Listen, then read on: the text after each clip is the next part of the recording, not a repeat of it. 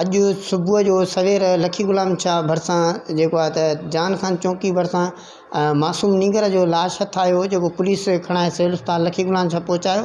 सो हुन जी लाश जी जेको आहे त सुञाणप थी वई आहे। सो हिन जा वारस बि हिते पहुतल आहिनि।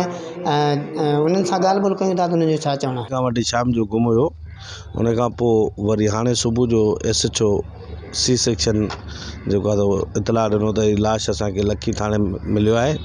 लखी हॉस्पिटल में हिते सुञाणप कईसीं। असां हाणे हिते आया आहियूं। हीअ लाश ॾिसूं हाणे अचे थो। SHO बि SP साहब बि राब्ते में आहे। ॾिसूं हाणे छा मसइलो आहे। असां सखर जा आहियूं, डॉल्फिन टावर में रहंदा आहियूं ऐं असां माना हुन जा पंहिंजा आहियूं, वेझा आहियूं। नीगर जो नालो छा आहे? जयेश कुमार नीगर जो नालो। जेशी करे प्यार में सॾियो वेंदो आहे हुनखे।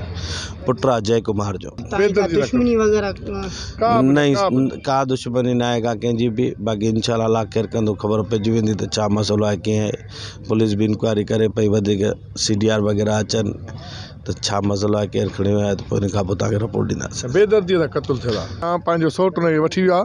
हुन चयो आहे मां हुनखे चॉकलेट वठी ॾिना। चॉकलेट वठी ॾियण खां पोइ हुनखे चयो त वञ घर। पोइ ख़बर न आहे त हीउ छोकिरो पाण वठी वियो या छॾे वियो, इहा का ख़बर न आहे। छोकिरो हींअर थाणे में उहो पासे कोन्ह थो, चयो त मां छॾे वियो आहियां। हा, घर खां वठी वियो। चयो मां चॉकलेट वठी उमाणे छॾियोमांसि घर, त हलियो वञ। असां पुलिस में वियासीं सॼी राति। हींअर पुलिस में वियासीं। यको सुबुह जो तक़रीबन 8:30 बजे SHO फ़ोन कई त बाबा तव्हांजो लाश पियो आहे, उहो ॾिसो कंहिंजो आहे, छा आहे। ऐं WhatsApp हुनखे आयो, गॾु हुयो असां। हींअर बि अचे थो पियो, गॾु आहे उहो बि।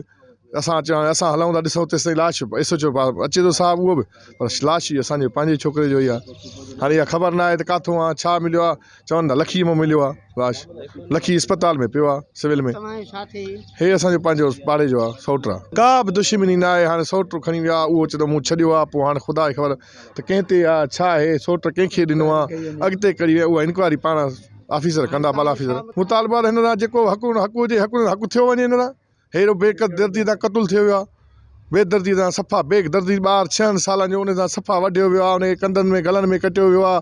उन्हनि खे सीने में धक लॻाया विया आहिनि, मथे में धक लॻाया विया आहिनि, ॾंद भॻा पिया आहिनि, उनखे हथु कटियो वियो आहे।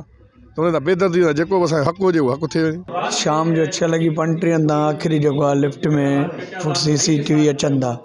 बाक़ी हींअर SHO साहब ऐं पुलिस जी तमामु टीम लॻी पई आहे। राति खां वठी असां सां गॾु आहिनि, वॾी कोशिशि में आहिनि त इहो ख़बर पए त इहो छा मामिलो आहे, कीअं क़तलु थियो आहे, इन में कंहिंजो हथु आहे, नंढे ॿार जो कहिड़ो ॾोह आहे, हुनखे छो क़तलु कयो वियो आहे।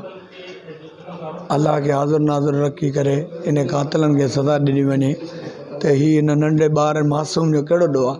इन में दुश्मनी वग़ैरह का आहे? कोई दुश्मनी कोन्हे, काई असांखे त पतो कोन्हे त हिन ॿार नंढड़े सां कंहिंजी काई दुश्मनी आहे। अच्छा, जेको जंहिंसां गॾु निकिरी वियो हुयो उहो हिन जो सौटु आहे। उहो हिनखे शइ वठण लाइ चए थो त मां हेठि हिते छॾियो त मां, पोइ हाणे ख़बर ई कोन्हे त काॾे वियो आहे, इहा कीअं ख़बर पए।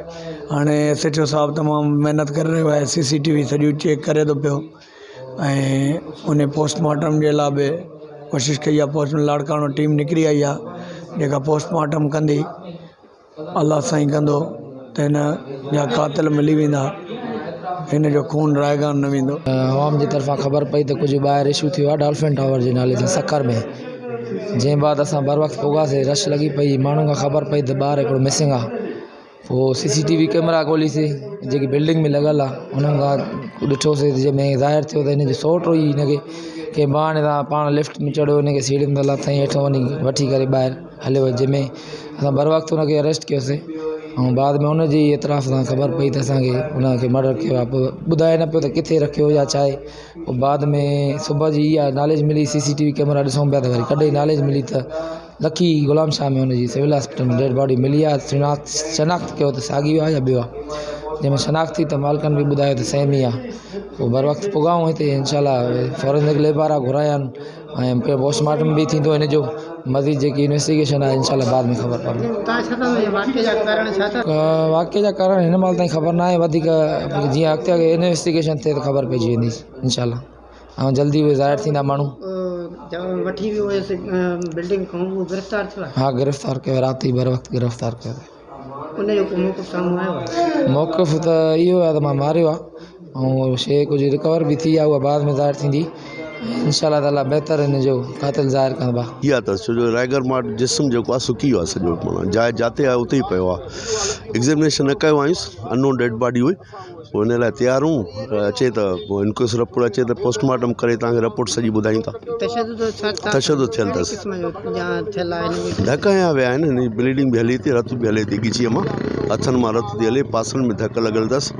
पोइ वधीक पोस्टमार्टम में जेको अंदरि हूंदो असां करे तव्हांखे रिपोर्ट कंप्लीट करे ॾींदासीं। नीगर जे वारसनि जूं ॻाल्हियूं ॿुधियूं ऐं पुलिस जूं बि ॻाल्हियूं ॿुधियूं ऐं उन खां पोइ डॉक्टरनि सां बि ॻाल्हि ॿोल कईसीं। हुननि जो इहो ई चवणु हो त जेको गुज़िरियल ॾींहुं जेको आहे त सखर जे इलाइक़े डॉल्फिन टावर मां हिन खे पंहिंजो जेको आहे सौटु आहे उहो जेको आहे त वठी वियो हुयो, जेको राति खां वठी वापसि न मोटियो। अॼु हुनजो लाश जेको आहे लखी गुलाम शाह थाणे जी हद मां मिलियो आहे ऐं हिननि जे वारसनि जो चवणु आहे त असांजी काई बि दुश्मनी न आहे ऐं बेगुनाह असांजे नीगर खे जेको आहे त तशदुद करे क़तलु कयो वियो आहे। ऐं हिननि मुतालबो कयो आहे सिंध गवर्नमेंट खां ऐं डिस्ट्रिक्ट सखर जे SSP खां ऐं ॿियनि आला अमलदारनि खां मुतालबो हिननि कयो आहे त हिन क़तल जी शफ़ाफ़ जांच करे असां सां इंसाफ़ कयो वञे। फ़हीम दरमंगी, टाइम न्यूज़, लखी गुलाम शाह।